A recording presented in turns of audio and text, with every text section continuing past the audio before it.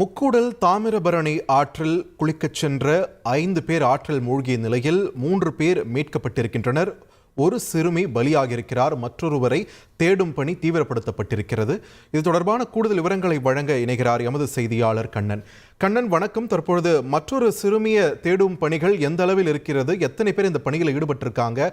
மீட்கப்பட்ட 3 சிறுமிகளுடைய உடல்நிலை எப்படி இருக்கிறது? விரிவான தகவல்கள்.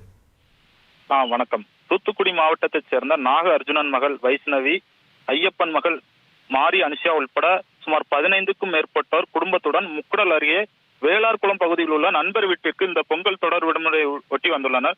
தொடர்ந்து இன்றைய தினம் முக்கூடல் முத்துமாலையம்மன் கோயில் தாமிரபரணி ஆட்சி பகுதிக்கு குடும்பத்துடன் குளிக்க சென்ற நிலையில் சிறுமிகளான வைஷ்ணவி, மாரி அனுஷா உள்பட 5 பேர் முக்கூடல் தாமிரபரணி ஆற்றில் குளித்துக் கொண்டிருந்தனர்.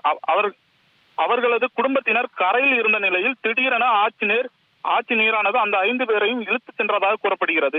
உடனடியாக அங்கிருந்தவர்கள் அந்த முதற்கட்டமாக 3 பேரை பத்திரமாக உயிருடன் மீட்டனர்.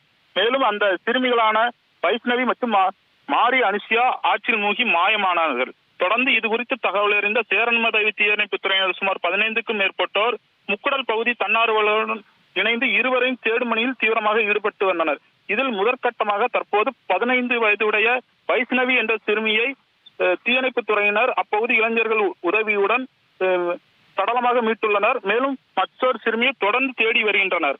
இந்த சம்பவத்தால் அப்பகுதி பெரும் சோகத்தை ஏற்படுத்திய நிலையில் இது குறித்து முக்கூடல் போலீசார் தற்போது விசாரணை நடத்தி வருகின்றனர். தொடர்ந்து மற்றொரு சிறுமி தேடும் பணியில் தீவிரமாக தீயணைப்பு துறையினர் அப்பகுதியினருடன் இணைந்து ஈடுபட்டு வருகின்றனர்.